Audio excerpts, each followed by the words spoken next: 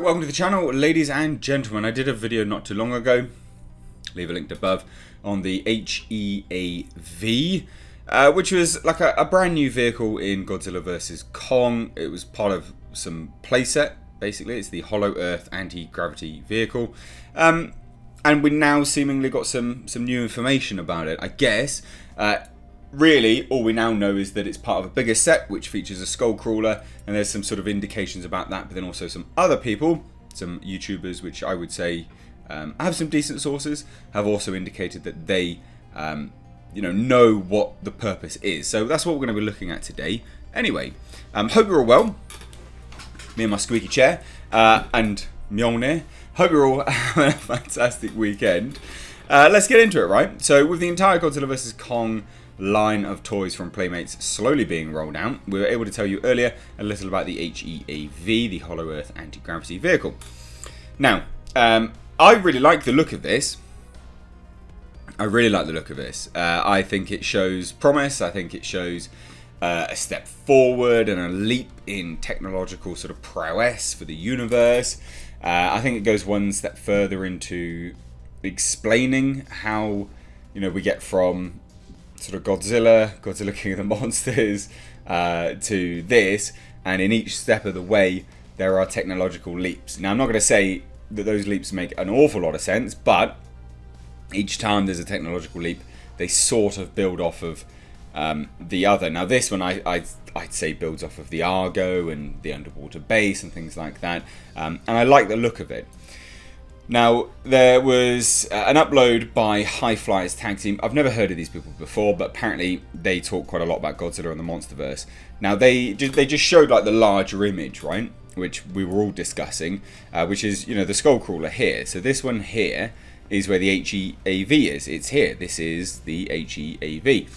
And what it seems to indicate, because you can see, this isn't indicative. This isn't a guarantee, okay? I need to just say that. It's not a guarantee, but toys do reveal some bits and pieces, right? We know that Kong has a weapon, he has a big axe. We know that there's battle damage, right? These are things which could be included in a toy just because toy and reasons, or they're there because they're indicative of what we see in the film. This, I think, is probably likely going to be indicative of what we see in the film, but not with how it's been phrased by the first sort of part and parcel here, right? So they go on to show SB Toys, who's the primary source for all of these leaks, and here's the back of it. So here is the back of that toy, which has the HEAV, which is here, right? Hollow Earth anti-gravity vehicle, and it looks great. I think it looks cool. Absolutely fine. And a lot of people have been pointing this out. Oh, the battle damage reveal. So it must be on offensive capabilities. That's what people are now saying, right? So they're saying the high flyers, what was it? High Flyers? Yeah, High Flyers Tag Team, whatever it is. The video shows a picture taken by SB Toys of the red and grey Skullcrawler figure. Right below, included in the packaging, is a shuttlecraft. High Flyers identifies as the HEAV, which that is what it is, which I think still looks pretty cool. And basically says that it's some futuristic jet. Now, again, this is the whole thing. We're looking at the battle damage. The vehicle is a new revelation, but the skull crawlers appeared among the figures in the first unsolicited leak earlier this year. And it could be that the HEAV is invented to explore and also study the skull crawlers in their natural habitat, maybe even capture or kill one. That endeavour may go south fast and result in the crew fighting their way out. The Skullcrawler figure comes with a battle damage feature, and it could be inflicted by the ship's weapons.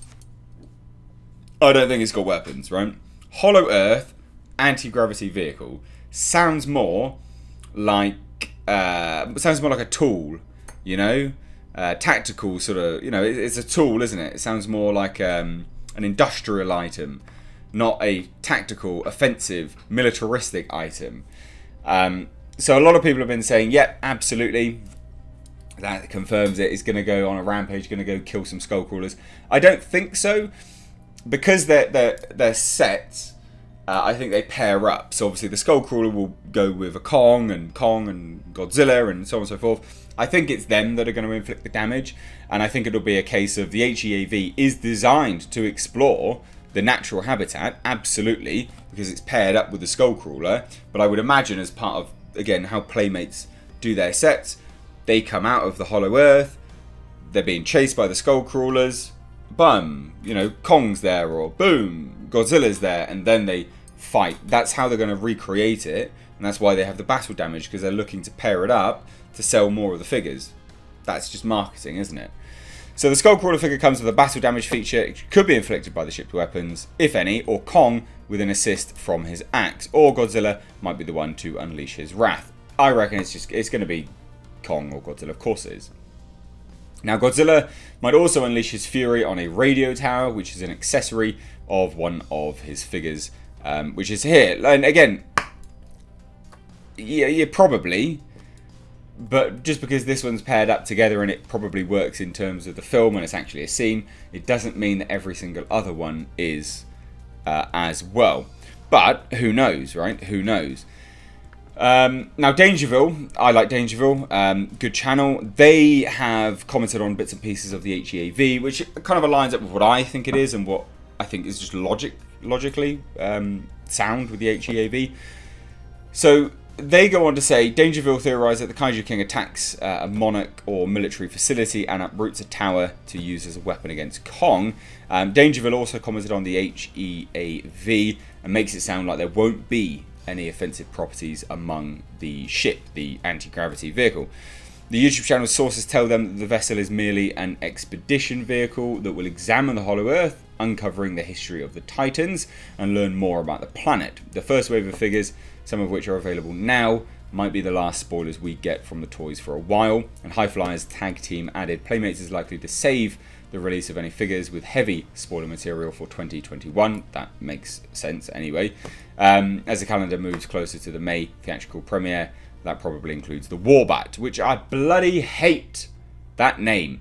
You moved from Nozuki, whatever it was, to Warbat. What a piss weak name change. Awful. And it just is so unimaginative, this design. I stand by it. It's like a glorified Skullcrawler. So you had a Skullcrawler, basically a snake with hands. Now you've got basically a snake with wings. Legendary, you made some great things up in the last one. What are you doing with this? This is lame. Super lame. Now obviously this article closes out and says, do you hope that the HEAV is weaponized and battles a Skullcrawler?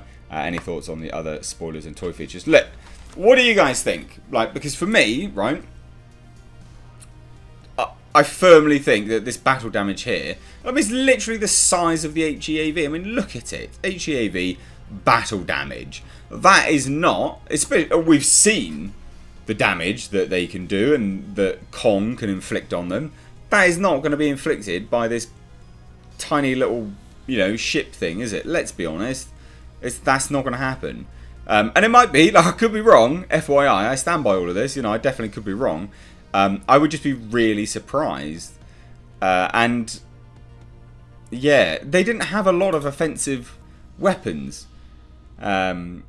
Monarch, they had, but again, this could be Apex. This is the problem, isn't it? It could be Apex, it could be Monarch, we don't know.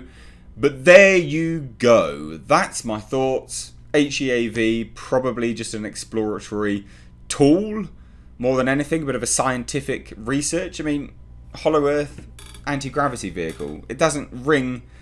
It's not like this G-Force that they had, is it? You know, the G-Team, whatever it is that they sort of included in the last King of the Monsters. It's not like them and all the big ships and stuff like that they were coming out of. This is completely different. It's just different naming.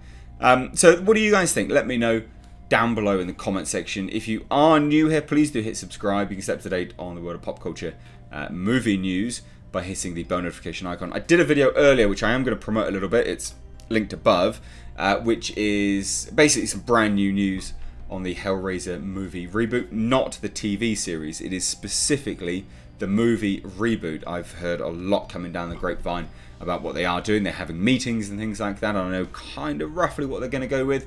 And so I explain it all in that video. So please do check that out. Give this video a like and a share. That really helps the channel out. But thank you all so much for watching. As always, I've been Mr. H. Take care.